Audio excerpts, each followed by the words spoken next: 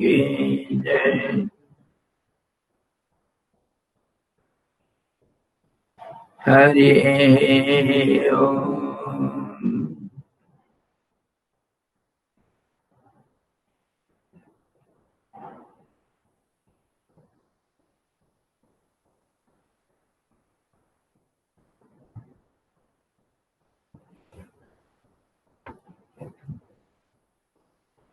कल कहाँ हम छोड़े थे? स्वामी जी, शिव जी की आराधना, मानस पूजा। हाँ जी, मानस पूजा। कल हम विचार कर रहे थे ये मानस पूजा कैसे होता है, और खास करके पूजा किसी को कहते हैं। पूजा का असली अर्थ होता है मन को लगाना। उपासना, उपासना उपासन, जिसका उपासना करते हो अपना इष्ट देवता, उसके पास रहना। पास कौन रहेगा? शरीर का जरूरत नहीं, मन का जरूरत है। मन उनके पास रहना चाहिए। पास में रहना मतलब ध्यान करना है। तो एक बार कैसे हुआ, गंगा किनारे ऋषि मुनि लोगों का हमेशा आदिम युग से आश्रम सब स्थापित होते रहा, और मुनि ऋषि लोग गंगा किनारे, परम पावनी गंगा जी के किनारे बैठ करके परमात्मा का ध्यान भजन में लगे रहे। पहले से आज तक भी ऐसे ही चलता है। गंगा किनारे ज्ञान का उपासना, ज्ञान का अभ्यास करना, ज्ञान का, परमात्मा का उपासना किया जाता है। और शरीर अगर छोड़ना तो गंगा किनारे छोड़ना। और योगा करने के लिए नर्मदा तट सबसे उत्कृष्ट है। वहाँ ज्यादा गर्मी, ज्यादा ठंड नहीं होने से वहाँ योग करने के लिए जलवायु प्रशस्त है। कहा गया है कि योग कुरियात रेवा तटे, रेवा नर्मदा का नाम, और मरणम जाह्नवी तटे। मरण, मरण को दोनों अर्थ में ले सकते हो। एक तो मरण शरीर का होता है, और एक मरण मन का होता है। मन को विलय करना है तो गंगा किनारा सबसे उत्कृष्ट जगह है। पहले जमाने से ऋषि मुनि लोगों का हिमालय में गंगा किनारे तपस्या करना और ज्ञान का अभ्यास करना, ये देखा गया। कभी समय पा करके वशिष्ठ जी भी आकर के गंगा किनारे झोपड़ी डाल करके बैठ गए और शिव जी का उपासना करने लगे। करते करते समय बीत गया। कभी एक बार अचानक वो ध्यान में बैठे हैं और सामने साक्षात शंकर भगवान कैलाशपति आकर के खड़े हैं। कैलाश छोड़ करके आ गए, वशिष्ठ जी के सामने खड़े हैं। बड़े प्यार से बोलते हैं, वशिष्ठ आंख खोलो, तुम्हारे सामने मैं खड़ा हूँ। अंदर जिसको देखते हो वो बाहर भी मैं हूँ। वशिष्ठ जी आंख खोलते हैं तो क्या आश्चर्य, साक्षात भूत भावन कैलाशपति उमा रमण और वो चंद्रशेखर गंगाधर शिव सामने खड़े हैं।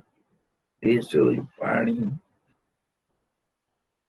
बड़े शांत सामने खड़े हैं। बोलो क्या चाहिए तुझे, क्या चाहिए? वशिष्ठ जी क्या चाहिए उनको? पूर्ण काम। उनको क्या चाहिए? वो तो अपना शांत सुखाय, अपना आनंद के लिए आत्माराम वशिष्ठ जी आत्मा का चिंतन परम शिव के रूप में कर रहे थे। तो वो हाथ जोड़ के पैर में पड़े और बड़े नम्रता के साथ पड़े रहे। शिव जी उनको प्यार से उठाए, आशीर्वाद दिए। पूछे क्या चाहिए? वशिष्ठ जी बोलते हैं भगवान आपके दया से मुझे क्या अप्राप्त है कि मैं कुछ भक्ति के लिए आपसे अनुरोध करूं। मुझे सब प्राप्त है, आप सामने हैं तो और क्या चाहिए? मुझे कुछ नहीं चाहिए। तो शिव जी और प्रसन्न हो गए। आशुतोष भगवान बहुत खुश होकर कहे वशिष्ठ तुमको कुछ नहीं चाहिए, मैं जानता हूँ, फिर भी अगर व्यवहारिक जिंदगी में अथवा पारमार्थिक जिंदगी में कुछ अगर चाहिए तो निसंकोच बोलो। मैं तुम्हारे हाथ मुट्ठी में, समझो जो बोलोगे त्रिभुवन का संपत्ति भी तुमको अभी मैं दे सकता हूँ। जो चाहिए बोलो, निसंकोच बोलो, कोई संकोच नहीं करना। तो वशिष्ठ जी बारंबार जब शिव जी अनुरोध किए कि कुछ पूछो, क्यों कि भगवान का जो दर्शन होता है अमोघ होता है। विष्णु भगवान का विष्णु सहस्त्रनाम में आता है ना अमोघ है। अमोघ है उनका दर्शन, उनका नाम, उनका स्मरण अमोघ होता है। अमोघ मतलब कुछ काम करके जाएगा, बिना प्रतिक्रिया से नहीं हो सकता। आसान ब्रह्मास्त्र हो गया, अगर गया तो ब्रह्मास्त्र का बाप है। अमोघ है, वो कुछ करके छोड़ेगा। तो भगवान का दर्शन भी ऐसे अमोघ होता है। भगवान का दर्शन हुआ तो कुछ अवश्य प्राप्त होगा। भगवान का दर्शन ही सबसे बड़ा प्राप्ति है। और क्या प्राप्त होगा? ध्रुव भी ऐसे ही कहा था, लेकिन पूर्व से ध्रुव का पूर्व वासना था कि मुझे पिताजी के गोद में बैठना है। इसीलिए भगवान बिना मांगे उसको ध्रुव पद दिए, जो कभी कभी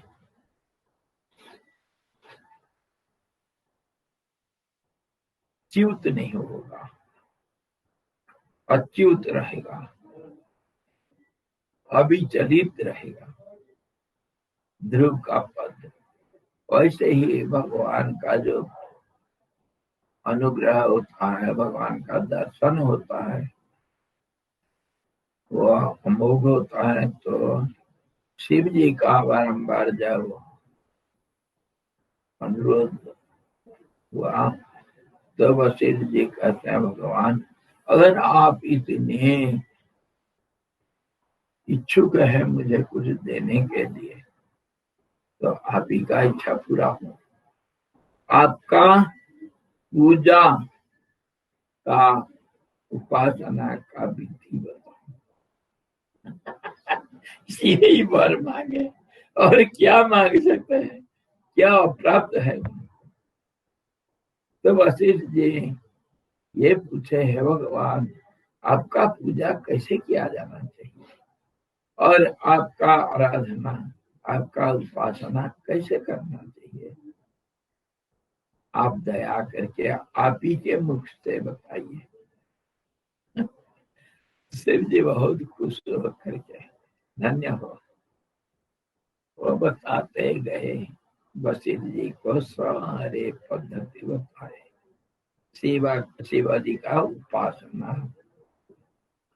उपासना में ये बताए कि अनेक किस्म की उपासना है। शिव जी का पूजा और आराधना द्रव्य से भी किया जाता है। द्रव्य यज्ञ, गीता में द्रव्य यज्ञ, तपो यज्ञ, ज्ञान यज्ञ, और सबसे बढ़िया जप यज्ञ को भगवान कृष्ण बताए कि यज्ञानाम जप यज्ञोस्मि। तो शिव जी समस्त किस्म का जितनी शैव प्रणाली है, उपासना का जितने विधि विधान, सब एक एक करके बताते गए विस्तार से। और आखिर कहते हैं वशिष्ठ, ये सारे गौण उपासना है और मुख्य का उपासना मेरा ध्यान ही है, मेरा ध्यान ही है। ध्यान में एक पल के लिए भी तुम मेरे से अलग नहीं रहते हो, उससे बढ़ करके और उपासना क्या हो सकता है। मेरा स्मरण, मेरा ध्यान सबसे बड़ा मेरा उपासना, और उससे मैं बहुत ही जल्दी खुश हो जाता। और तुम वही किया था, इसीलिए मैं प्रकट रूप से तुम्हारे सामने खड़ा हूँ। तो सबसे बड़ा उपासना ध्यान को कहा गया। भगवान कृष्ण भी गीता में बोले, चतुर्विधाम भजन्ते मां जनाः सुकृतिनोऽर्जुनः आर्त जिज्ञासु अर्थार्थी ज्ञानी च भरतर्षभ। ज्ञानी सर्वोत्कृष्ट मेरा भक्त है, सबसे बड़ा भक्त ज्ञानी है। और ज्ञानी करता क्या? भगवान का पूजा कैसे करता है? स्मरण से। स्मरण, ध्यान, भगवान का ध्यान में मस्त हो जाता है, कोई तो ज्ञान है।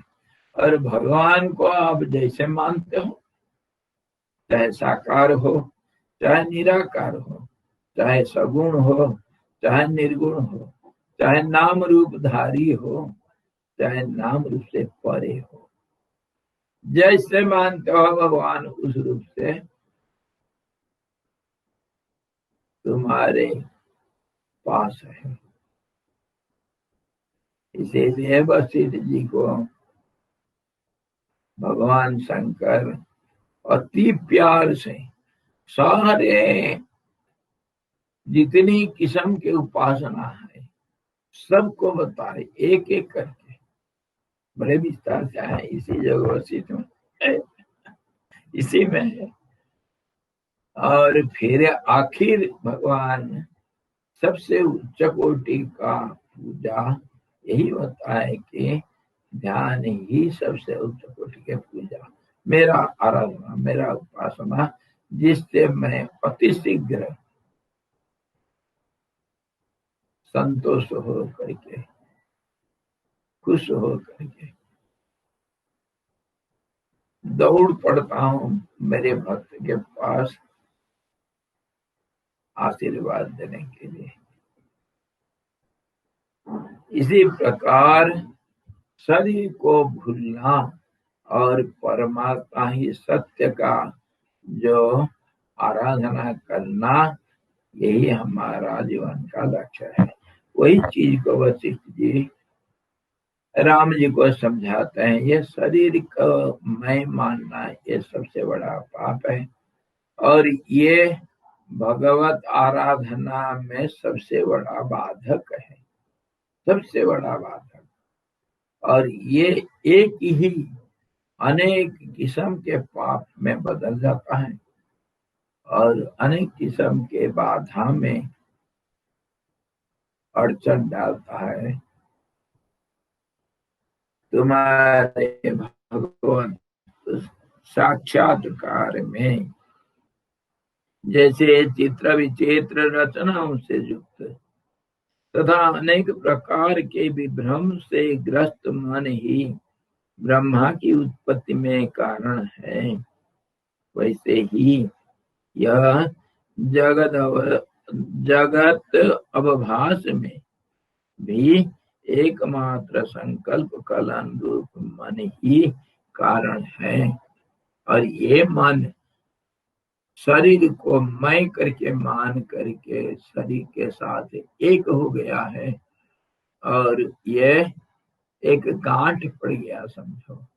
मन भी खुद जड़ है और शरीर भी जड़ है और मन शरीर को मैं मान करके चेतन के साथ चेतन भूल से मन को मैं मान लिया और शरीर को मैं मान लिया। ये चेतन और जड़ का एक गांठ पड़ गया। विद्यते हृदय ग्रंथि छिद्यन्ते सर्व संशयाः क्षीयन्ते तस्य कर्माणि तस्मिन् दृष्टे परावरे। सारे कर्म तभी क्षय होगा जब शरीर को अलग कर दोगे।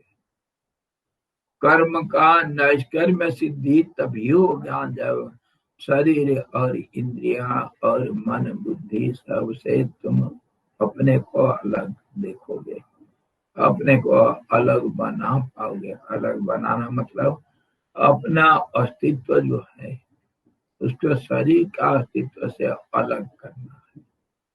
तरीका मैं बताया था,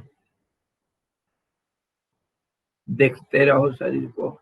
जो दृष्टा बनता है वो दृश्य से अलग हो जाता है और शरीर से तुम अलग पाओगे अपने आप को।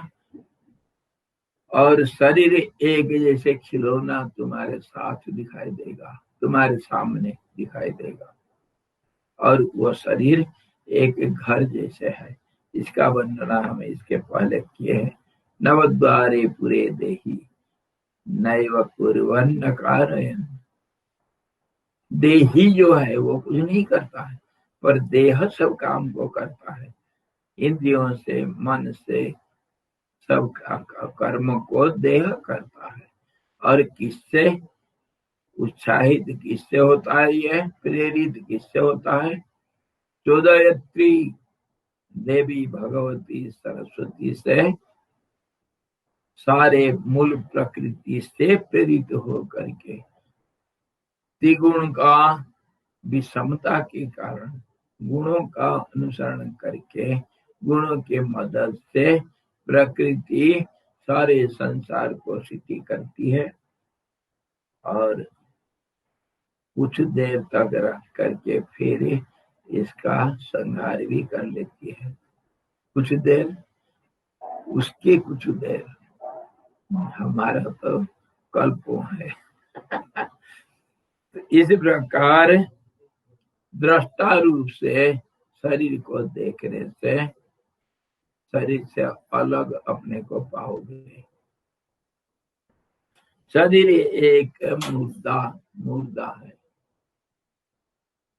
हमारे उत्तरकाशी में पहले एक अवधूत बाबा थे, उनका नाम था ओमाश्रम। उनकी कहानी बड़ा मजेदार कहानी है। तो बचपन में बड़े हट्टे कट्टे और बड़े मुस्टंडे थे और बचपन में उनका एक ही लक्ष्य था, वो कुश्ती लड़ना शुरू कर दिए थे। अच्छा कुश्ती लड़ने वाले अच्छा पहलवान थे वो। और वो एक महत्वाकांक्षा का शिकार हो गए कि मैं अपने जिंदगी में सर्वोत्तम पहलवान बनूंगा दुनिया का। और हमारे सबसे बड़ा पहलवान का क्या नाम? दारा सिंह। दारा सिंह को हराऊंगा मैं। बचपन में ये उनका बड़ा भारी एक इच्छा रही। बहुत लड़े, जो आए पहलवान उनके साथ लड़के के सबको हराए। फिर जब थोड़ा सा हिम्मत आ गया जवानी में कि मैं अब जाऊंगा दारा सिंह से लड़ूंगा, तब गए। जा करके जब पहुंचते दारा सिंह के पास, उनके चेले लोग, दारा सिंह के चेले लोग बोले, हाँ साहेब कहाँ जाना है? दारा सिंह से लड़ूंगा मैं। तो अच्छा, हमारे गुरुजी से लड़ोगे? ठीक है, हम पूछते हैं। गए, वो बताए कोई एक पहलवान रखा है, वो कह रहा है तुम आपसे लड़ने के लिए। तो ठीक है, कोई चैलेंज कर रहा है, लड़ेंगे, लेकिन शर्त यह है पहले मेरे चेले तुम लोगों से वो लड़ ले, फिर जब जीत जाता है तब तो मेरे साथ लड़ना। पहले फौज से लड़ो, उसके बाद हाँ जी सेनापति से लड़ो। सेनापति को परास्त कर दिया तो राजा तब आता है लड़ने के लिए। राजा एक साथ पहले थोड़ी आ जाता है लड़ने के लिए। तो स्वामी जी हमारे लड़े हार गए, उनके चेले से हार गए, दारा सिंह के चेलों से हार गए। बहुत हतोत्साह हो गए, हतोत्साह होकर के वहीं से, और घर जाना क्या था, वहीं से आ गए। धिक्कार इस जिंदगी के लिए, धिक्कार इस दुनिया के लिए। वहीं से आ गए और अवधूत बन गए। सबसे बड़ा उच्च कोटि के महात्माओं को बोलते हैं अवधूत। कुटीचक, बहुदक और हंस परमहंस। परमहंस के ऊपर होता है अवधूत। अवधूत जिसका दुनिया में शरीर तक भी नहीं, नंगा घूमते हैं, कोई उसका लेना नहीं देना नहीं, शरीर नहीं, कुछ नहीं। आए घूमते घूमते कपड़ा तक फेंक दिए, क्या रखा है इस दुनिया में। आकर के कभी उत्तरकाशी पहुंचे। उत्तरकाशी पहुंचते बहुत साल हो गया था। उसके बाद मैं आया, जब सन 64 में आया, उनका दर्शन हुआ था। सत्संग करने के लिए हम कभी जाते थे, स्वामी जी के पास बैठते थे। जब उनके भक्त लोग जब नहीं रहते थे तभी हम जो लोग जाते थे, बैठते थे, बड़ा सुंदर अनुभव बताते थे। महात्माओं के पास कोई चीज छिपाते नहीं। उनका उम्र उस समय लगभग 90 साल था जब हम आए थे। 64 में 90 साल का उम्र था। और उस उम्र में वो कैसा चलते थे, आज साल लाठी लेकर के, उनका सिर झुकता नहीं। 6 फुट के, 6 साढ़े 6 फुट के थे, आज मोटे थे। उनका जो सेवा करने वाले महात्मा लोग होते थे, उनका परीक्षा पहले होता था कि पहले मेरा जो सेवा करेगा वो अगर एक सब्जी एक पाव घी से तुड़का लगेगा, उसको खा कर हजम कर लेगा, तब तो मेरा सेवा करेगा। और उनका सब्जी जो तुड़का लगता था, आधा किलो घी से सब्जी छोंका जाता था, उनके लिए कुछ कमी नहीं था। और शिव जी के पास जाएंगे, उज्जैन में रहा करते थे, और विश्वनाथ दर्शन करने के लिए रोजाना जाते थे। 1 बाल्टी दूध ले करके शिव जी को रोजाना अभिषेक करेंगे, 1 बाल्टी दूध से। और सारे उपनिषद वेद सब कंठा। जब जाएंगे, एक 6 फुट का लाठी ले करके, एक हाथ में लाठी, एक हाथ में एक बाल्टी भर के दूध शिव जी को अभिषेक करने के लिए जाएंगे। और रास्ता में सारे उपनिषद जोर जोर से उच्चारण करते जाएंगे। किसी सुनता नहीं सुनता, उनको कोई परवाह ही नहीं दुनिया से, अपना मस्ती में मस्त जाते थे। रास्ता में हम मिलते थे, दूर से दंडवत प्रणाम करते थे।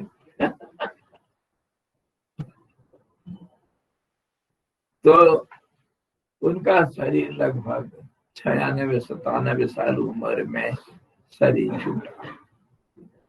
मैं यही था उत्तरकाशी में। जब शरीर छोड़ने के लिए समय आया, उनको पता चला अब शरीर नहीं रहेगा। उस समय उनके सेवाकारी, वो कोई शिष्य बनाए नहीं, लेकिन बहुत लोग उनके नाम से संन्यास लिए हैं और बहुत लोग उनको अपने गुरु माने हैं, पर वो किसी को शिष्य नहीं माने हैं, ना किसी को दीक्षा दिए जिंदगी में।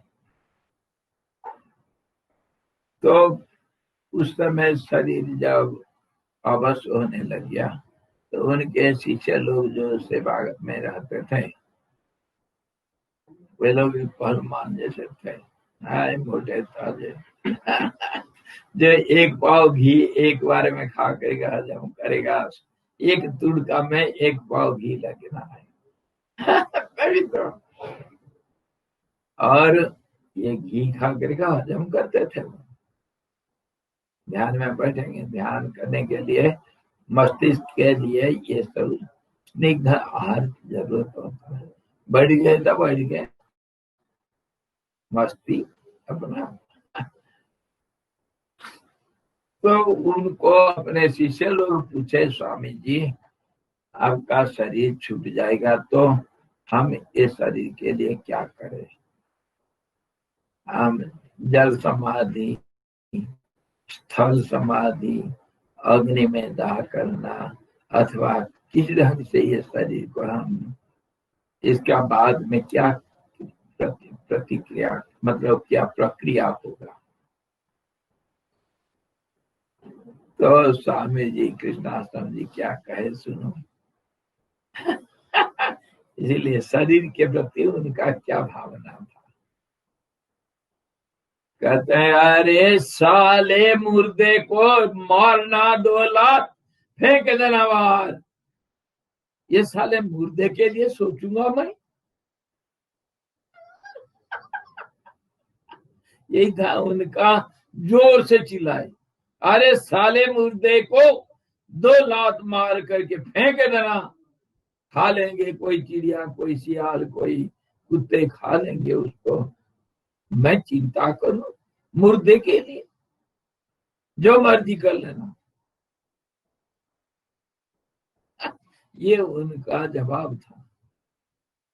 महात्मा लोग शरीर को कैसे देखते हैं? शरीर तो मुर्दा है, इसके लिए क्या सोचना है? मिला तो खा लिया, नहीं मिला तो नहीं खाया। और जिसका जैसे प्रारब्ध होता है उसको वैसे ही मिलता है। महात्मा लोग बड़े ठाट से रहते हैं। हाँ, जो किसी को नहीं मिलता है खाने के लिए और भोग के लिए, शरीर का भोग के लिए, जिसको गृहस्थी लोग कभी स्वप्न में नहीं मिलेगा, जिसको, वह महात्मा लोगों के पास पड़ा हुआ सड़ता है। तो ये तो त्याग का महिमा है। त्याग का महिमा, त्याग करोगे तो मिलेगा। सर्व त्याग में सर्व सब कुछ मिलेगा, जो चाहिए सो मिलेगा। दुनिया तुम्हारी है, दुनिया का मजा ले लो, दुनिया तुम्हारी है। ऐसा कौन सा चीज दुनिया में है जो महात्मा को उपलब्ध नहीं होता है? इसके ऊपर तुलसीदास जी क्या कहे? परम भक्त राम भक्त तो कहते हैं, परहित बसे जिनके मन माही, तिने को जगत दुर्लभ कछु नाही। वही बात मैं दुर्गा को समझा रहा था। परहित बसे जिनके मन माही, तिनको जगत दुर्लभ कछु नाही। महात्मा लोग अगर प्रार्थना करते हैं तो किस लिए करते हैं? मेरा लड़का को नौकरी मिल जाए, यही कहते हैं क्या? तो कहते हैं लोका समस्ता सुखिनो भवन्तु, ये तो प्रार्थना करते हैं। सारे दुनिया मेरा है, सारे दुनिया का भला हो जाए, सब सुखी हो, सर्वे भद्राणि पश्यन्तु मां कश्चित् दुख भाग भवेत्। एक महात्मा का प्रार्थना। तो जो सारा संसार के लिए चिंता करता है, संसार क्या उसके लिए चिंता नहीं कर पाएगा? करना जरूरी हो जाता है। और भगवान ठेका भी लेते हैं, कॉन्ट्रैक्ट लेते हैं। बड़ा भारी ठेकेदार कालू सेठ, कालू कॉन्ट्रैक्टर, कालू बड़ा भारी कॉन्ट्रैक्टर है। सबका ठेका ले रखा है, सबका तो नहीं, विशेष का। महान आत्मा। हाँ, महान आत्मा का ठेका ले रखा है। वो महात्मा का आइडेंटिफिकेशन कैसा करते हैं? आईडी कार्ड क्या होता है? ये अनन्य चिंतयन्तो माम ये जनाः परिपासते तेषां नित्यवियुक्तानां योगक्षेमं वहाम्यहम्। उसको जो चाहिए मैं देता हूँ, मेरा ठेका है। और जो चीज उसके पास है उसका रक्षा मैं करता हूँ। मैं उसका गेटकीपर बन जाता हूँ। बलि का, बलि जब सर्वस्व दान कर दिया, भगवान विष्णु पाताल में बलि के दरवाजा में खड़े हैं। उनके तरफ से जो भीख मंगा आता है, जो कुछ मांगता है, भगवान सबको सब कुछ देते रहते हैं, क्योंकि बलि के पास कुछ नहीं। अरे बलि के तरफ से भगवान विष्णु सबको मन मांगा, मन चाहा दान करते हैं, क्योंकि बलि को वह पाताल में दबा दिए थे। और भगवान अपना भक्त जो इंद्र के लिए, इंद्र पहला शरण में गया, शरणागत वत्सल। इंद्र कहा है भगवान मुझे बचाओ, मेरा गद्दी के जा रहा है। तब 100वां यज्ञ अगर कर लेगा बलि तो सीधा इंद्र पद भी उसको मिलेगा। इसीलिए मेरे पद भी जा रहा है, भगवान मुझे बचाओ। भगवान वामन अवतार लेकर के यज्ञ ध्वंस करने के लिए पहुंच गए। 3 पग जमीन मांगे, 2 पग में विश्वरूप लेकर के 2 पग में धरती और आकाश को माप लिए। तीसरा पग कहाँ है तुम्हारा? बलि पूछता है वामन को। तो वामन जी बोलते हैं तीसरा पग ये है। नाभि से तीसरा पग निकला। बोलो तुम्हारे सारे 3 लोग को मैं माप चुका हूँ, और तुम्हारे पास और क्या रह गया तुम मुझे दोगे? 3 पग जमीन देने के लिए कसम खाया था, बोल। तो अपना सिर दिखा दिया। बोली मेरा सिर को नहीं मापे हो तुम, माप लो। सर्वस्व त्याग इसको कहते हैं।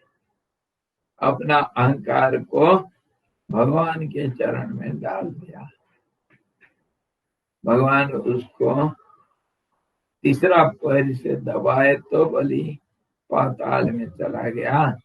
तो बलि की पत्नी भगवान को कोसती है, भगवान मेरे पति आपका नुकसान किए होंगे, उनको आप पाताल में दाखिल कर दिए, मैं तुम्हारा क्या बिगाड़ा था, बोलो। तब उसके वरदान के स्वरूप और बलि का मन रखने के लिए भगवान उनके चौकीदार बने।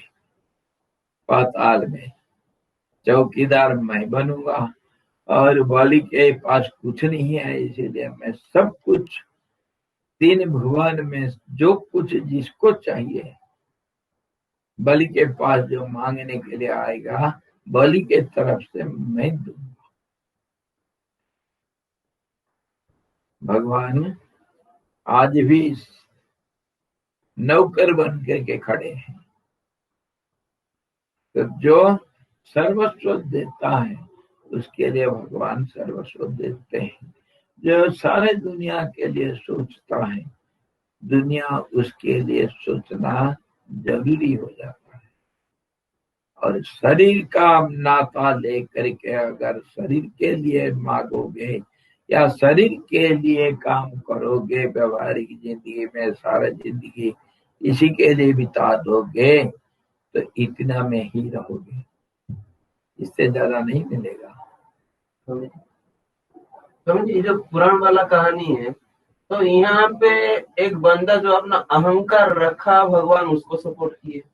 जब बंदा अपना अहंकार दे दिया, भगवान उसको नीचे भेज दिए, ये तो धोखा हो गया। इंद्र और इसमें कंपेयर कर रहे हैं। हाँ, ऑफ कोर्स, क्योंकि उसने अपना अहंकार रखने के लिए गया था, शरण लो या कुछ भी हो। तो आप इसी दृष्टिकोण से देखते हैं, भगवान दूसरे दृष्टिकोण से देखते हैं।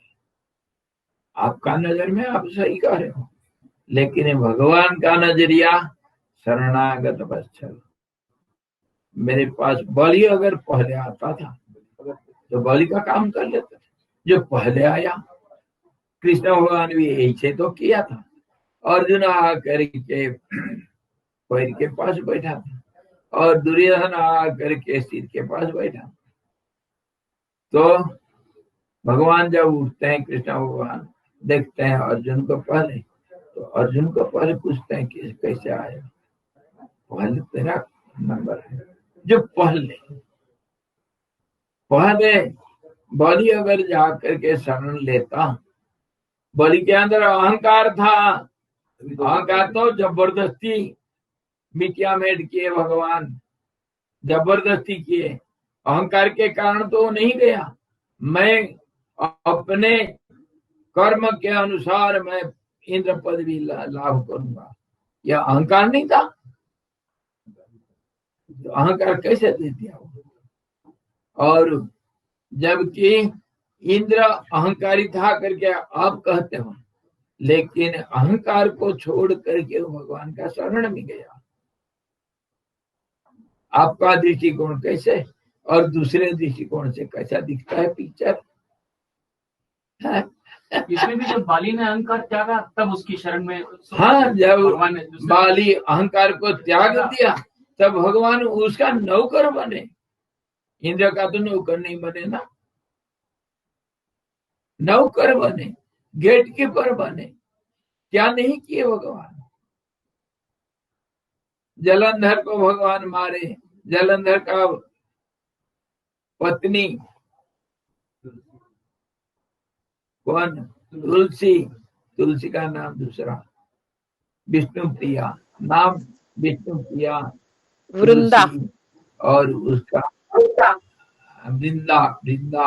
वृंदावती, वृंदावन में रहती, इसीलिए अलग अलग नाम से उसका है। वृंदावली, मेरा तुम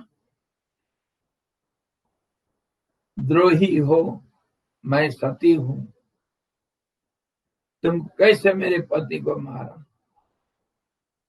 तो फिर भगवान सिर झुकाए, बिल्कुल सही करे हो, और तेरा तुलसी के रूप में अवतार होगा, और तू सबसे, उसका नाम विष्णु प्रिया है, सबसे प्यारा मेरा होगे।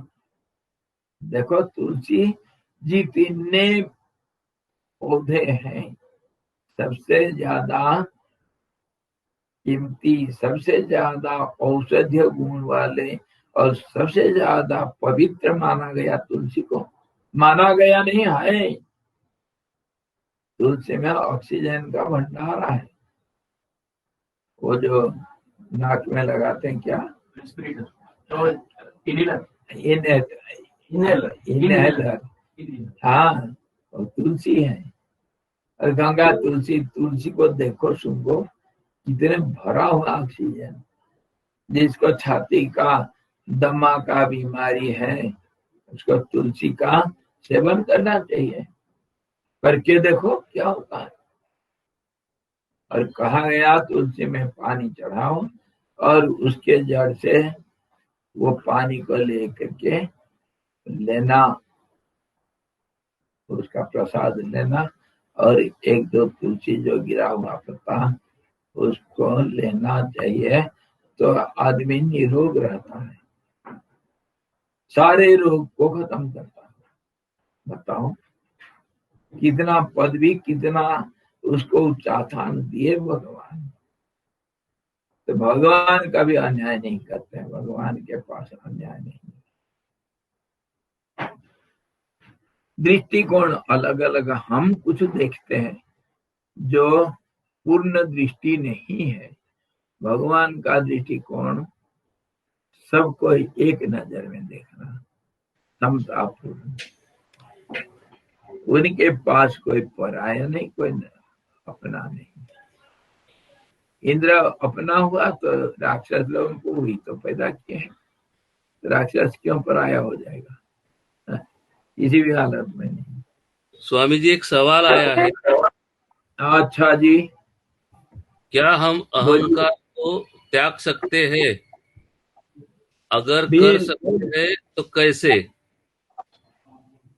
ये जितने रहता हम, जितना जो कुछ हम चर्चा करें सब अहंकार का त्याग ही आखिर लक्ष्य है। अहंकार का पूर्ण रूप से नष्ट होना ही नष्कर्म सिद्धि और योग सिद्धि और लक्ष्य प्राप्ति, परमात्मा साक्षात्कार, इसी का नाम ही है। और योग शास्त्र में भी इसीलिए कहा गया, ये सारे यम नियम आसन प्राणायाम इत्यादि इत्यादि करके अगर तुम थक गए, नहीं कर पाए कुछ, अथवा प्रणिधान, अथवा प्रणिधान सर्वस्व छोड़ दो, तुम कुछ नहीं कर सकते, अपने को नालायक मान लो। तुम अपने को लायक मानोगे तो अहंकार तो रहेगा। करो, करने के लिए कुशलता पूर्वक करो, रास्ता बताए, और नहीं कर पा रहे हो तो छोड़ दो, सबको छोड़ करके ईश्वर प्रणिधान करो। और इसीलिए योग शास्त्र में भी जप योग है, और जप योग इसका क्या जप करोगे? तस्य वाचक प्रणव, परमात्मा का पहला नाम। जैसे बच्चा पैदा होने से क्या कहते हो? पप्पू, गुलगुल, बबलू, नाम देते हो ना पहले, तो वह नाम निकनेम जो है भगवान का निकनेम होता है ओम, पहला नाम। फिर बाद में अनेक नाम बदल जाता है, कोई बात नहीं। कोई स्कूल का नाम होगा भगवान का, कोई घर का नाम होगा, कोई खेल का मैदान का होगा लेकिन निकनेम है उनका ओम। और वो उसका जप करो और सब कुछ छोड़ दो। कुछ नहीं कर सकते हम, मान लो, नालायक करके मान लो। इसीलिए तो महात्मा लोग सबसे बड़ा गाली देते हैं, नालायक कहाँ के नालायक, किसी काम के नहीं। सबसे बड़ा काम तो यही है, अहंकार को त्यागना। अहंकार को जो त्याग दिया पूर्ण तरह, तो कहते हैं, एक कहावत है, there is no impossible in this world for a humble man. जो सबसे तृणादपि सुनिचेत, जो घास से भी, तिनका से भी छोटा बन जाता है, उसके लिए दुनिया में अप्राप्य क्या है? कहीं भी जाओ, हाथ जोड़ दो, मिल जाएगा। सिर झुका दो, मिल जाएगा। और यही तरीका है तो प्रणाम करने का। हिंदू हमारे जो हमारा भारतीय परंपरा और संस्कृति के अनुसार नमस्कार कैसे करना, सिर झुकाए बिना नमस्कार नहीं होता।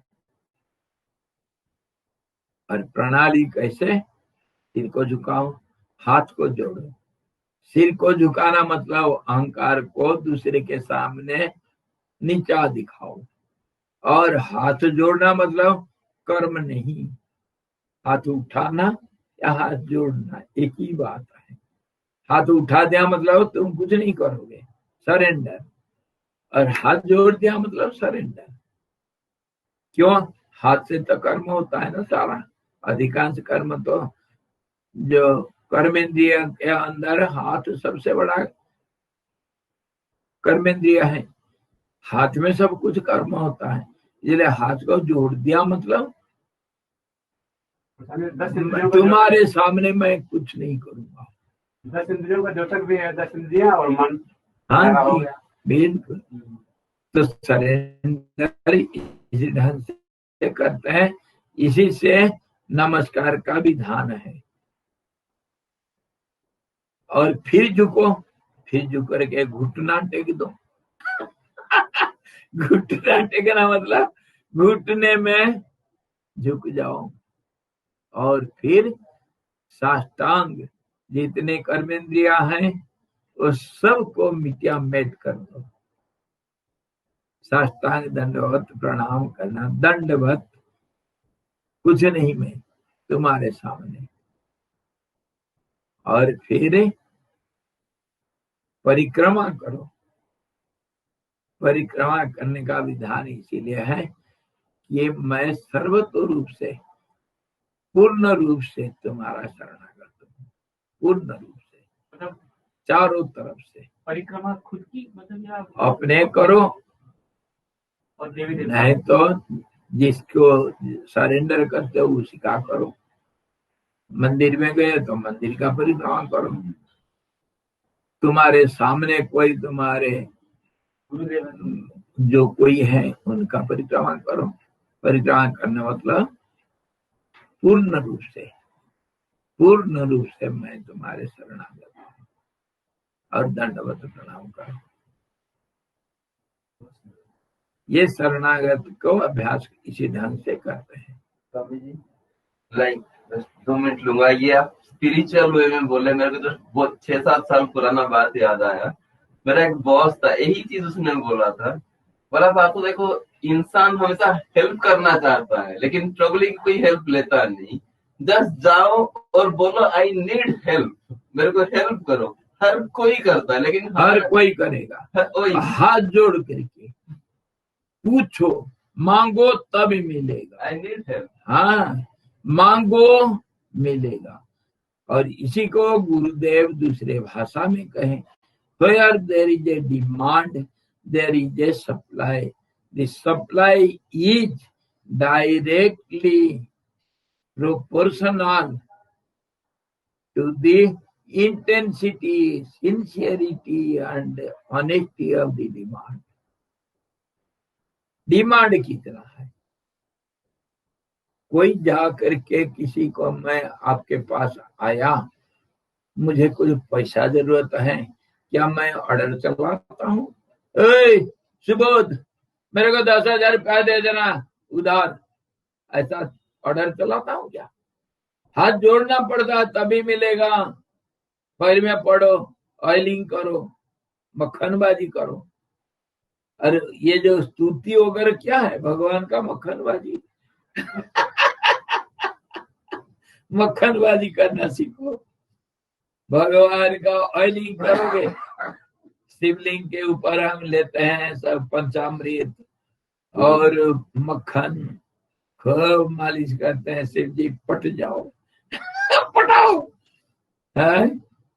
तो ये तो मक्खनबाजी सारा दुनिया में चलता है। और ये एक सूत्र है।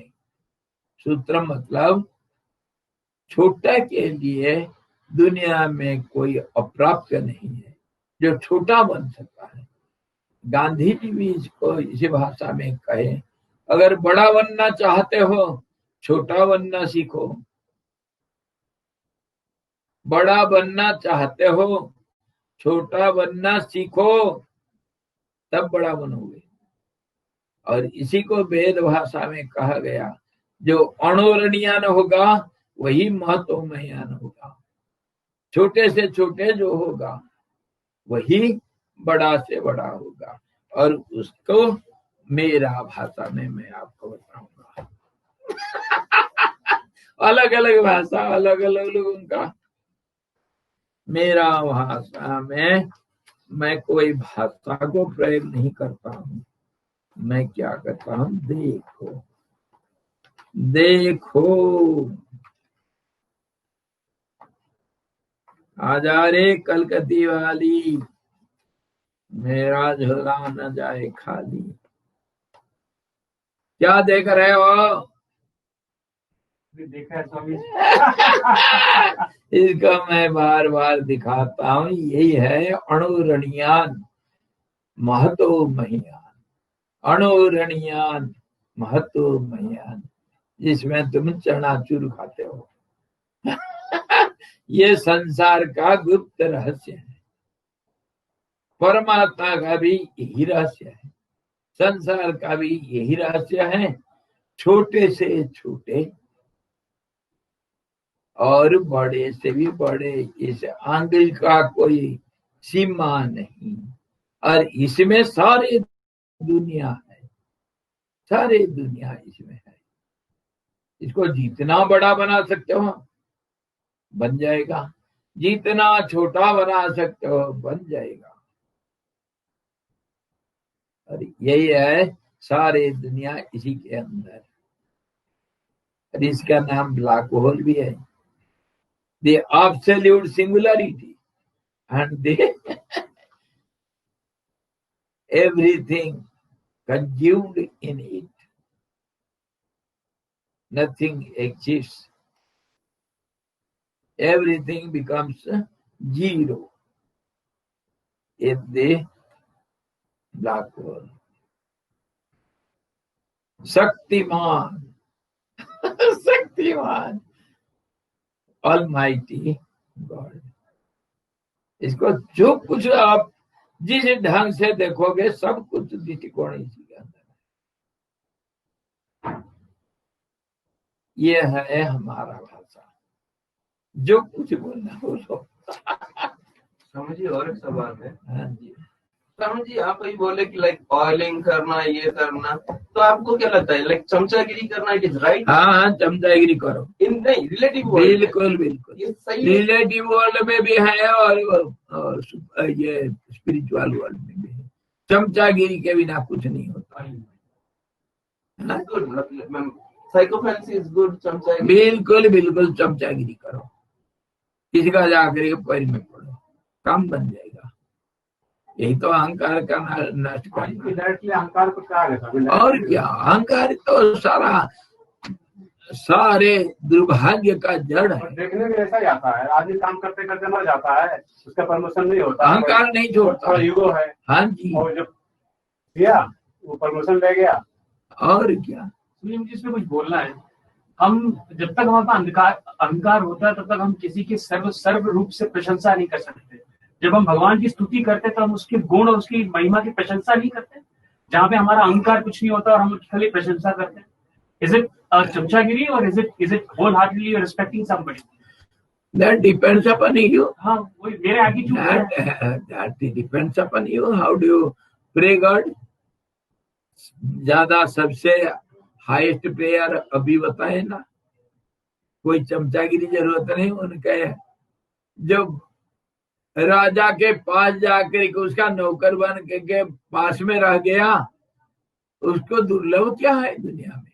और स्वामी जी दिल और अहंकार भी साफ होता है तो दूसरों की आप तारीफ करते तो चमचागिरी नहीं लगती। बिल्कुल। अगर मैं बोलूं गुप्ता जी को बहुत अच्छा नॉलेज है तो वो मेरी श्रद्धा है, उसका नाम दे दिया गया वो है। मेरी श्रद्धा है, और मेरी श्रद्धा है आपके लिए। जैसे जैसे आपको पसंद है वो रुचि आपका है।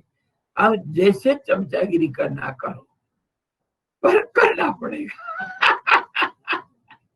कोई पैर मसलता है, आकर के पैर दबाता है, ये भी तो एक सेवा का तरीका होता है। हमारा परंपरा में बड़े लोगों का पैर दबाओ जाकर के चमचागिरी करो तो बड़े लोग खुश हो जाते हैं। गुरु के पैर दबा, हाँ, गुरु के पैर, चरण पैर दबाओ। कुछ भी जैसे तरीका आपको अच्छा लगता है ऐसे ही करो, ये जरूरी है। यही है अहंकार का नष्ट मेरे करना। ख्याल से भाव जो कीवर्ड है, बिल्कुल, ये स्वामी जी बड़ी बात है, ये संसार के लिए जो है ना, संसार के लिए भी है, परमार्थ के लिए भी है। आपका भाव क्या है उसका? जो इसको चमचागिरी के लिए गलत भाषा का प्रयोग करते हैं, वास्तव में चमचागिरी नहीं है ये अपने अहंकार का त्याग है। अहंकार आप किसी का ऑर्गेनाइजेशन में भी काम करते हैं तो आपका बॉस के प्रति क्या भाव है? मैं बिल्कुल। किसी लायक नहीं हूँ। वही बात मैं अपने बच्चों को समझाता हूँ, अस्पताल के और इधर सबको, भाई तुम मेरे लिए क्या सोचते हो, क्या करते हो, तभी तो मैं तुमको अपनाता हूँ। तुमको मैं तो अपना दिल से अपना मानता हूँ, पर तुम मुझे अपने मानते हो क्या? दोनों तरफ से व्यवहार होता है। व्यवहारिक जिंदगी में यही होना चाहिए, प्यार दोनों तरफ से होता है। मैं तुमको अपना माना तो तुम क्या मुझे अपना मानते हो? तभी तो नाता टूटेगा नहीं, रहेगा नाता दृढ़ भाव से। नहीं तो तुम मेरे लिए कुछ नहीं सोचते हो और मैं ही तुम्हारे लिए सोचते रहूंगा, ऐसा कैसे होगा? भगवान क्या भक्तों के पीछे पीछे दौड़ेंगे? अरे भक्त तो कम से कम भगवान के लिए तो सोचो दिल से, तभी तो भगवान उनके तुम्हारे नौकर बनेंगे। नौकरी की कहानी सुनो, कहानी आ गया तो सुनो कहानी। ये सच्चा घटना है, ये लगभग 150 साल के पहले की घटना है। कलकत्ता में एक बहुत बड़ा सेठ था। कलकत्ता में, कलकत्ता बिजनेस सेंटर है पहले जमाने से। तो रास्ता छोड़ते थे, रास्ता छोड़ते, तो वो सेठ बूढ़ा हो गया। बूढ़ा हो गया तो उसके बाल बच्चे सब कोई अपने स्त्री, नौकर चाकर, बड़ा से पैसा वाला है, उसके किसी चीज की दुनिया में कमी नहीं थी। धन जन गोप लक्ष्मी सब कुछ। गोप मतलब डोमेस्टिक एनिमल्स, जो कुछ गाय घोड़ा कुत्ते बिल्ली सब कुछ उसके पास है।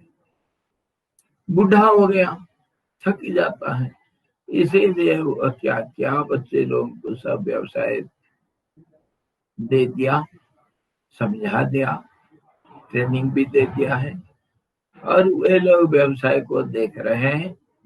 और ये सबसे मन को हटा दिया, हटा करके बहुत बूढ़ा हो गया था, माला लेकर के बढ़ी जाता था, सुबह से शाम तक माला, कोई करना जरूरत नहीं, सब चीज उसके पास तैयार है। एक उसका पर्सनल एक नौकर रखा था जो हमेशा उसके पास बैठा रहेगा, जो चीज चाहिए उसको पहुंच जाएगा तुरंत। अरे गोपाल, उसका नाम था गोपाल। गोपाल थोड़ा पानी लिया तो पीने के लिए, पानी ले आएगा। गोपाल, अरे खांसी आ गया रे, थोड़ा लौंग ले आ, तो 2 पत्ता तुलसी का ले आ, थोड़ा चाय बना देना, तुलसी डाल दे, अदरक डाल दे, खांसी आ रहा है। अरे हाँ गोपाल, ठंड लग रहा है, थोड़ा मफलर ले आता हूँ। अरे गोपाल, पैर में दर्द हो रहा है, थोड़ा पैर दबा दे। तो हर चीज में गोपाल, और गोपाल जी जान से सेठ जी का खूब सेवा किया, और सेठ जी के पास गोपाल के लिए किसी चीज के लिए मना नहीं था। गोपाल उसका सेवा करता है, गोपाल जी जान से सेवा करते रहा। एक बार क्या हुआ, गोपाल को खबर, वो था कलकत्ता से 20-25 किलोमीटर दूर, देहाती से लोग जाते हैं शहर में, कुछ नौकरी चाकरी मिल जाता है। गांव के गरीब लोग, वो आकर के सेठ जी के घर में नौकरी करता था 20-25 किलोमीटर दूर। उसके घर से एक बार खबर आया, उसके एक बुढ़ा पिताजी, गोपाल एक ही लड़का है और लड़कियां थे, वो सब घर शादीशुदा कर गए। गोपाल का एक पिताजी बुढ़ा और माँ बूढ़ी, घर में और कोई नहीं। वे लोग, गोपाल कुछ पैसा भेज देता है तो उनका जिंदगी चलता है उसी से। अब एक बार खबर आया गोपाल के घर से कि पिताजी बीमार पड़े हैं, पिताजी बीमार पड़े हैं कि बुखार उखार कुछ हो गया है। तो गोपाल को बहुत चिंता हो गया और सेठ जी से बोला, गोपाल सेठ जी मुझे 2 दिन की छुट्टी चाहिए। क्यों है, क्या हुआ? मेरे पिताजी बहुत भयंकर बीमार पड़ गए हैं, उनके लिए मुझे जाना पड़ेगा, थोड़ा दवाई वगैरह ले लूंगा, थोड़ा कुछ पैसा दे देना, दे दीजिए, और मैं कुछ दवाई वगैरह ले करके उनका देखभाल करके 2 दिन में मैं वापस आ जाऊंगा। सेठ जी कहे ठीक है, जाओ, पिताजी का देखभाल करना तो जरूरी है, जाओ ये पैसा ले, जब दवाई वगैरह कुछ ले करके चले जाओ। गोपाल चले गया। दूसरे दिन आ गया गोपाल, आ करके जैसे पहले काम करता था आ गया, और सेठ जी पूछे, गोपाल कैसे पिताजी? ठीक है, मैं सब व्यवस्था करके आ गया। 6 महीना बीत गया। 6 महीना के बाद गोपाल आकर के अचानक एक दिन, मतलब 10-11 बजे समझो, दोपहर के समय गोपाल आकर के कहता है, सेठ जी माफ करना। क्यों रे, क्या माफ करना? ना मेरे से गलती हो गई। क्या गलती किया तुम? सेठ जी पूछ रहा है, क्या गलती किया? गोपाल कहता है, सेठ जी मैं आपको 2 दिन के लिए छुट्टी मांग करके गया था, 6 महीना बीत गया। क्या क्या बोल रहा है? दिमाग सही है ना? हाँ सेठ जी, दिमाग सही है। मैं दुख में डूब गया था, मेरे को कोई दूसरा रास्ता नहीं था। पिताजी का मैं एक ही लड़का हूँ, बड़ा लड़का, और वो मैं अकेला लड़का हूँ। मैं गया घर में, दवाई वगैरह ले गया, और पिताजी का बीमारी तो बढ़ते गया, और पिताजी गुजर भी गए, ठीक नहीं कर पाया मैं। और गुजर जाने के बाद मैं तो एक ही लड़का, तो मैं उनका क्रियाकर्म तो सब मेरे को ही करना था, मैं छोड़ करके नहीं आ पाया। और आपका सेवा से दूर रहा नहीं कर पाया, आपको बहुत कष्ट होगा, इसीलिए मुझे माफ कर दो।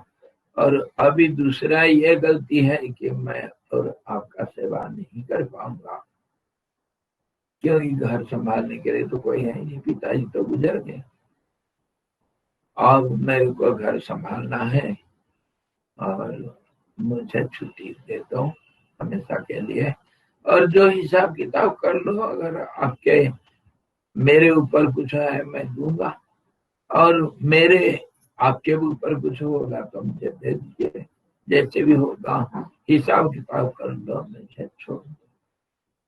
नौकरी से मुक्त करता है।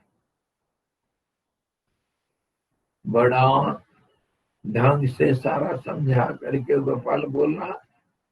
शेर जी बोलते गोपाल कैसे ये बात कर रहे हो, तेरा दिमाग ठीक नहीं है। नहीं महाराज, मेरा दिमाग ठीक है, मैं सच बोल रहा हूं। कैसे सच बोल रहा? तू कह रहा है 6 महीना के बाद आ रहा, तू तो यही था। दूसरे दिन आया मेरे पास और कहा पिताजी का सब व्यवस्था हो गया, मैं आ गया। झूठ बोलता रे, पागल बन गया क्या? गोपाल कहता सेठ जी ऐसा नहीं, मैं तो सच बोल रहा हूँ और मेरा दिमाग सही है। आपको बुढ़ापा आ गया ना, आपको कुछ भ्रम पड़ गया। आपको भय में हो गया। मैं तो 6 महीना के बाद आज ही आ रहा हूँ। अभी तो घर में था, पिताजी गुजर गए, आप खबर ले लो सब। सेठ जी को होश आया, गोपाल तो सच बोल रहा है। हाँ सेठ जी। और सेठ जी को रहा नहीं गया। सेठ जी को समझ में आ गया गोपाल और कोई नहीं था। और सेठ जी का जो इष्ट देवता गोपाल, वो जप जप करता है गोपाल गोपाल, दिन रात गोपाल का नाम जप करता है। नौकर का नाम गोपाल। तमेव माता च पिता तमेव, तमेव बंधुश्च सखा तमेव, तमेव नौकरम।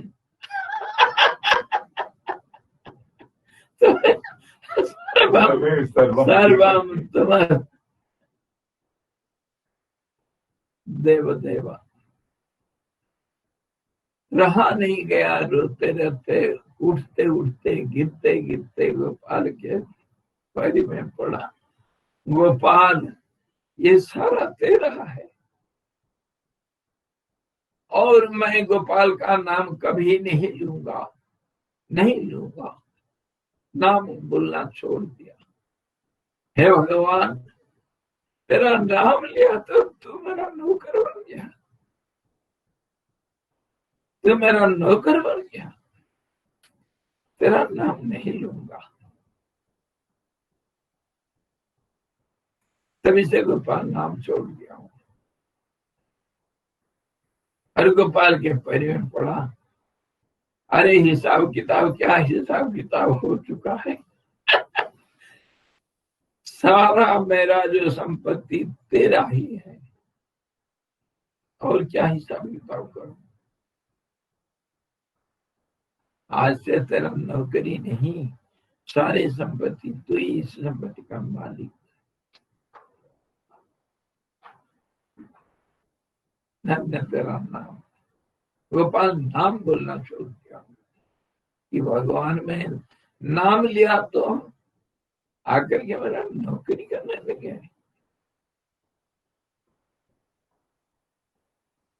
तो जो सर्वस्व त्याग होता है भगवान ऐसा करते हैं, प्रत्यक्ष है, ये मनगढ़ंत कहानी नहीं। हाँ जी, 150 साल लगभग होगा इसके पहले की ये कलकत्ता का सेठ की कहानी। उनके परिवार आज भी हैं।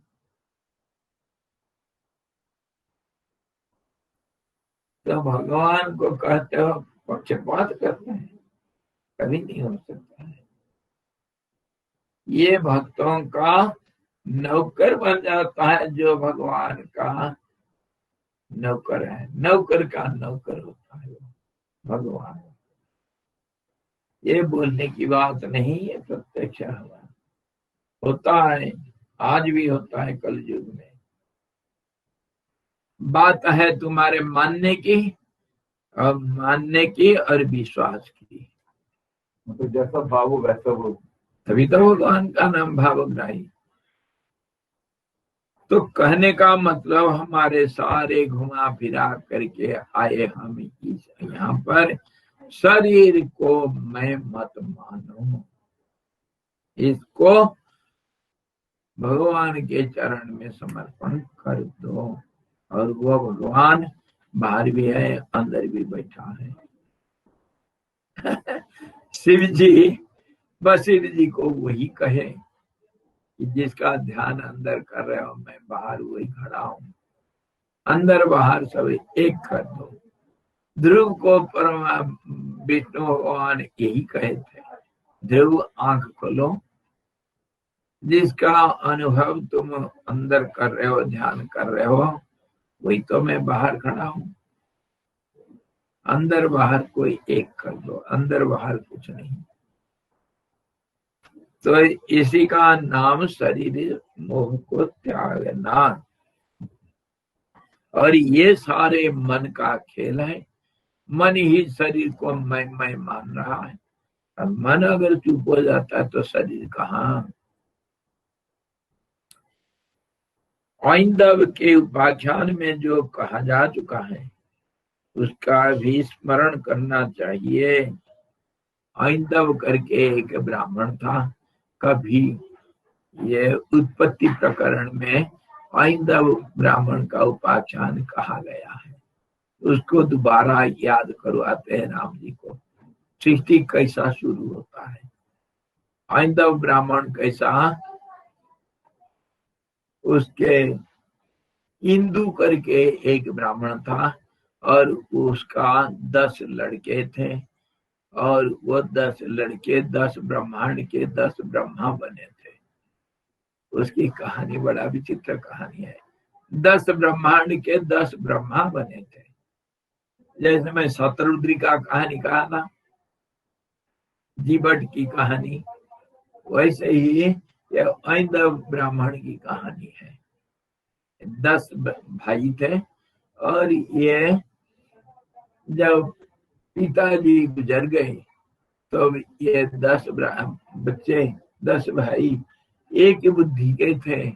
सब ने सोचे कि हम सबसे जो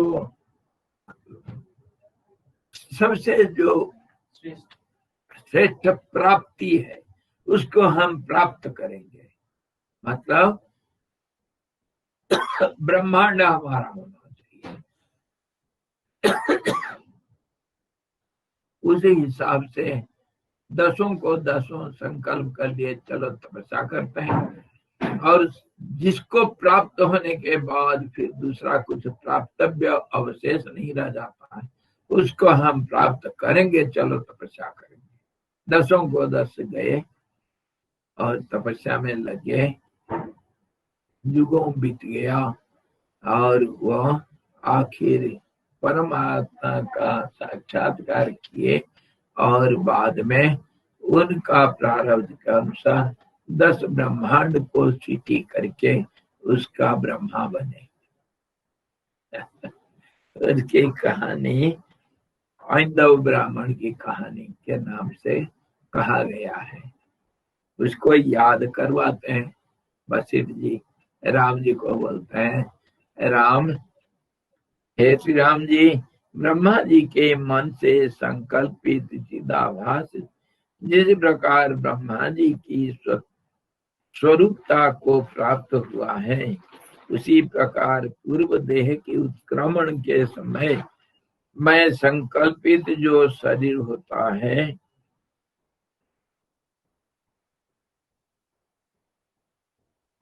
पूर्व देह के उत्क्रमण के समय में, पूर्व शरीर को जब त्याग करते हो उस समय, अथवा इसी जन्म का आखिर जब शरीर छोड़ते हैं तो उस समय अंत काल में जो भावना रहेगा उसी के अनुसार कर्मानुगो गच्छति जीव एक। और पूर्व जन्म का जो भावना आखिर रहेगा उसी के अनुसार इसी जन्म का सब कुछ निर्धारित होता है। तो उसी के बारे में कह रहे हैं कि पूर्व जन्म में जो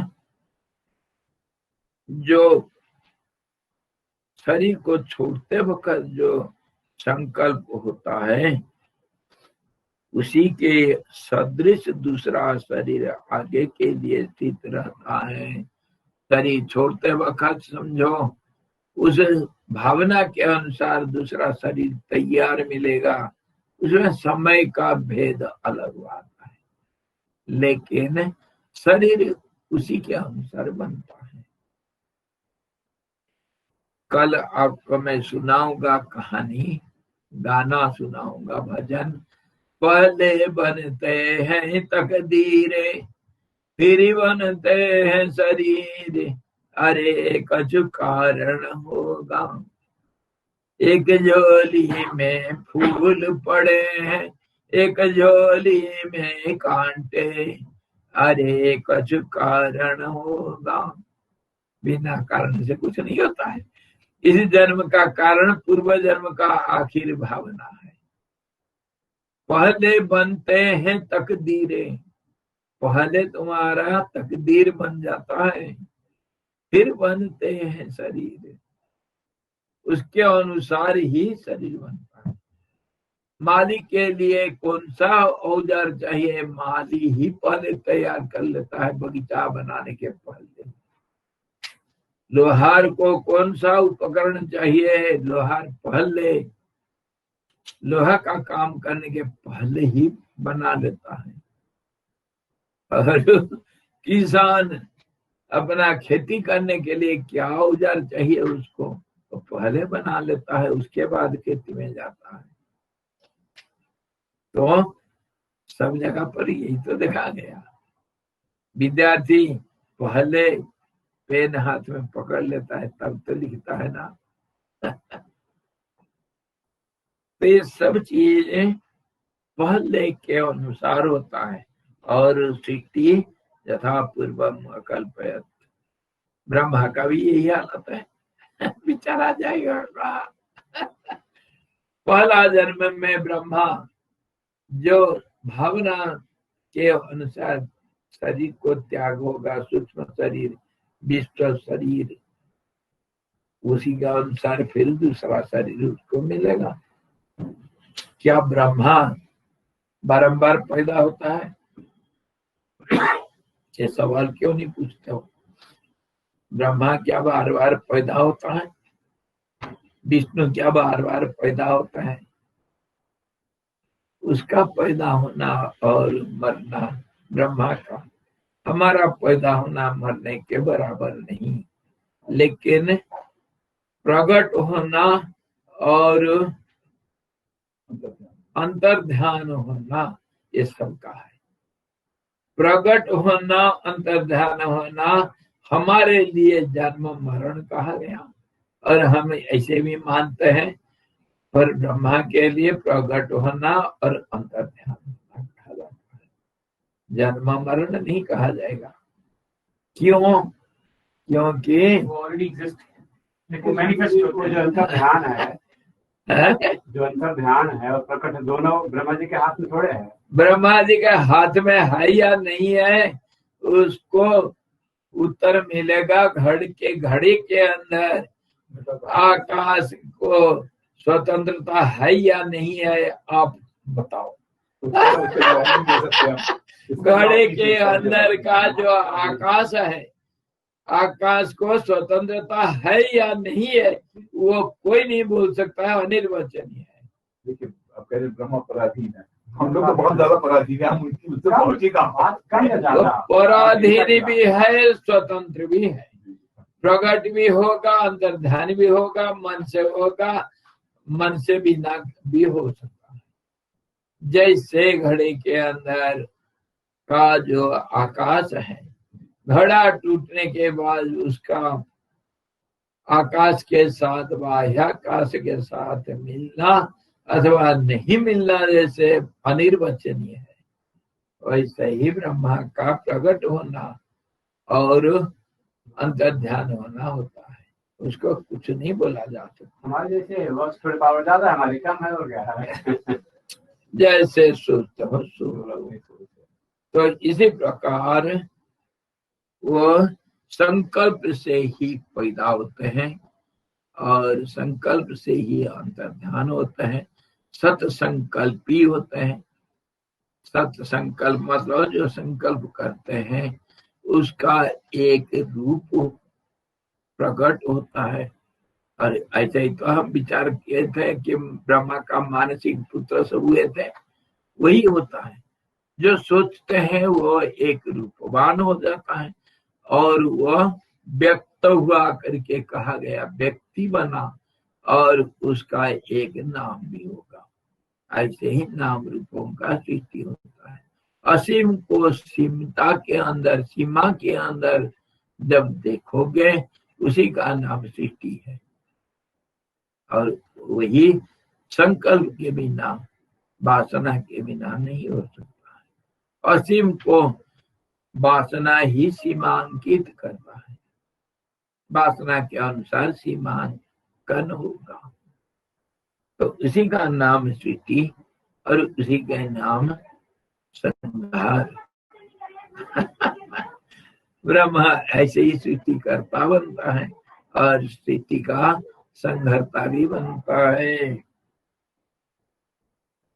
संकल्पित जो शरीर होता है उसी के सदृश दूसरा शरीर आगे के लिए स्थित रहता है। तो फिर आगे पीछे वो तो समय का चाल है। ब्रह्मा के लिए कोई समय नहीं होता है। ब्रह्मा समय का स्वरूप है और ब्रह्मा शरीर समय के परे भी है। इसके ऊपर एक शंका का समाधान करते हुए कवि बशीर जी महाराज क्लैरिफाई किए थे कि एक बार काल ब्रह्मा को निगलने के लिए गया, ब्रह्मा को निगल नहीं पाया। इसके अंदर इतना खाली बोल दिया गया, काल सबको भक्षण कर लेता है, कालोस्मि लोकक्षय कृत प्रबुद्ध। भगवान कहना महाकाल रूप में मैं ये संसार को निगल जाने के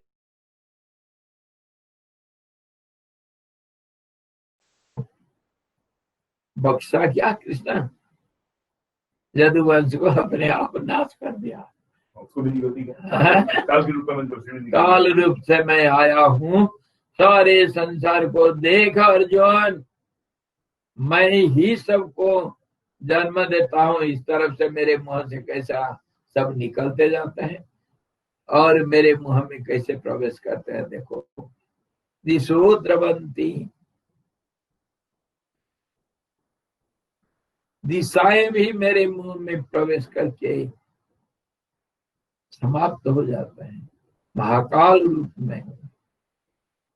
और ये संसार को पूरा नष्ट करने के लिए मैं जगा हुआ हूँ। वो विश्व रूप दिखाए अथवा काल रूप दिखाए, एक तो दिखाए कि मैं काल हूँ, तुम मारने वाले और बचाने वाले कोई नहीं होता हूँ। इस अहंकार को छोड़ दे, मेरे चरण में समर्पण कर ले अपना। जद करोसी जद जुहोसी जदस्नसी ददासी जत, जद कर तपस्यसि कौन्तेय तत्कुरु स्वमदर्पणम्। मयैव मनाध्यस्व मयि बुद्धि निवेशय मामे वस्यसि कौन्तेय। मेरे पास तभी आओगे तुम, अनन्य चिंतयन्तो ये जनाः परिपासते, मैं उनको देखभाल करता हूँ। तो हर तरह से हर जगह भगवान यही कहे कि तुम कुछ नहीं, कहीं के नहीं, तुम्हारे कोई अस्तित्व ही नहीं। इसको मान ले, समझ ले और मेरे पास आ जा और मैं तुमको रक्षा करूँ। हम तो सर्व पापेभ्यो मोक्षयिष्यामि मा शुचः। चिंता को छोड़ दे। तो काल रूप से मैं ही था, मैं ही हूँ। तो काल सब सर्वभक्षी होने के कारण ब्रह्मा को जाकर के समय आ गया था उसका, ब्रह्मा का, अभी संहार होना है। सृष्टि संहार हो जाने के बाद काल भागा दौड़ दौड़ करके कि मैं ब्रह्मा को निगल जाऊं, कुछ नहीं कर पाया, स्तब्ध हो गया, अचल हो गया।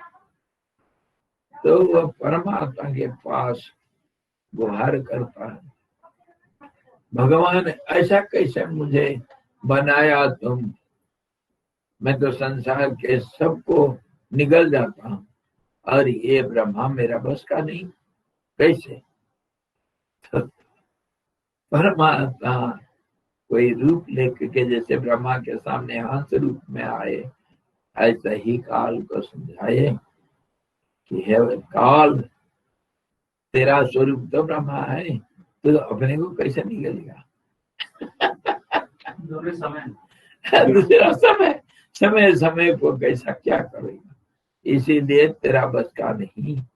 तो और सारे सृष्टि को संहार कर सकता है, लेकिन ब्रह्मा अपनी इच्छा से ही स्थिर मन रूप जो ब्रह्मा है, उसका अस्थिर रूप ब्रह्मा जो है काल, वो उसको दखल अंदाज नहीं दे सकता। समझे भाषा का टेढ़ापना को समझो।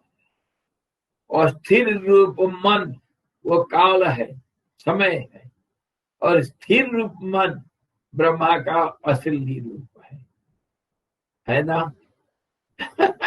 तो अस्थिर रूप मन जो स्थूल मन है, वो स्थिर मन को कुछ नहीं का हानि पहुंचा सकता है। इसीलिए समय जो है वो ब्रह्मा को नष्ट नहीं कर पाया।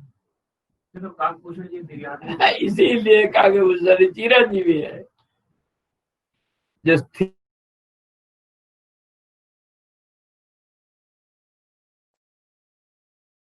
आ जाएगा उसको।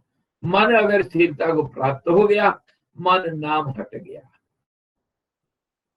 और जब चंचल हो गया तब मन का नाम हुआ, और वही समय का स्वरूप है। कलना कलयतीति काल, और कलयतीति कल्पना, कल्पनात्मक मन। कलना से ही कल्पना होता है, कलना से ही गिनती होती है, गिनती करने से समय हुआ, कल्पना करने से मन हुआ, एक ही चीज। दो पहलू। इस रूप से समय को समझना, और ब्रह्मा का आदि अंत होता हुआ दिखता हुआ नहीं है, नहीं होता हुआ है, अनिर्वचनीय है।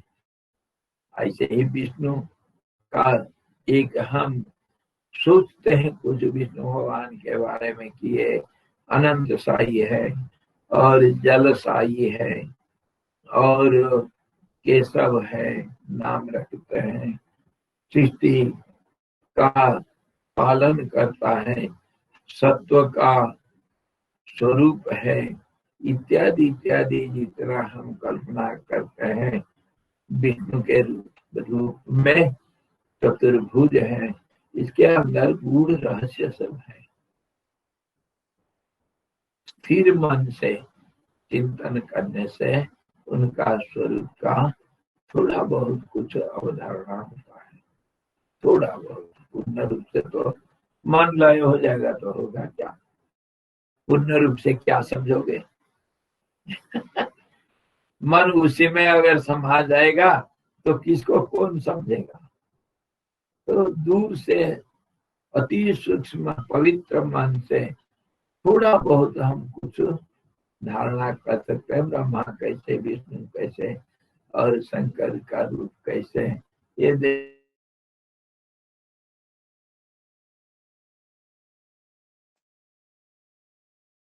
थोड़ा थोड़ा सा हम विचार कर सकते हैं। फिर कल विचार करेंगे आगे।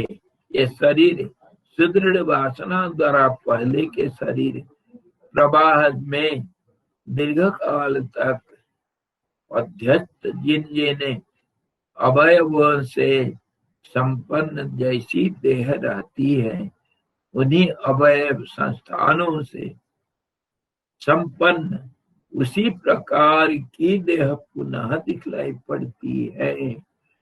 पहला जन्म का जो आखिर शरीर होता है, उसके अनुसार जो भावना होता है, अभी जन्म का जो शरीर है वो कैसे प्रभावित होता है और इसके साथ कैसे पहले जन्म का शरीर का संबंध क्या होता है, उसके ऊपर कल विशेष चर्चा करेंगे। कैसे संबंध, क्या संबंध और क्यों ये संबंध, किस प्रकार का संबंध होता है, उसके माध्यम मन कैसा बनता है, आखिर पहला जन्म का आखिर और इस जन्म का शुरुआत। स्वामी जैसे जो अवधूत बाबा की आपने कहानी बताई, वो तो मोक्ष को प्राप्त हो गए, उनका तो फिर शरीर का मतलब नहीं है कि है। अब क्या बोले, मन मस्त हुआ फिर क्या बोले।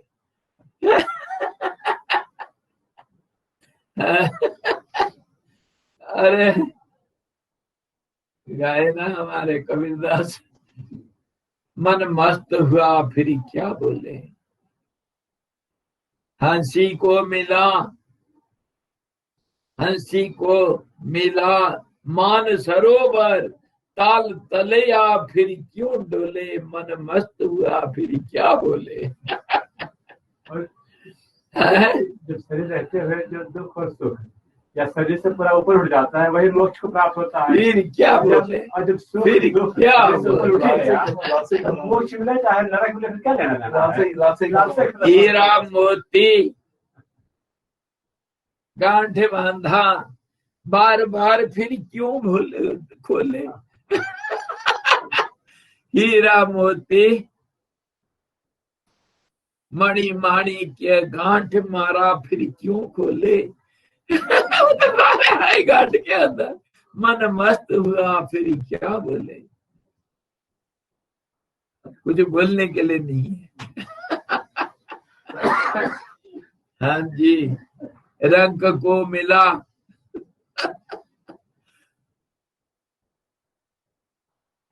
अनंत खजाना, बामन को मिला आसमान का चंदा, बार बार क्यों आंख क्यों खोले, मस्त हुआ मन क्या बोले। कबीरदास जी कहते, ये कबीरदास जी का मन मस्त हुआ फिर क्या बोले, बोलने के लिए कुछ नहीं रहा। हरि ओम। पूर्णमदः पूर्णमिदं पूर्णात् पूर्णमुदच्यते पूर्णस्य पूर्णमादाय पूर्णमेवावशिष्यते। ओम शांति शांति शांति।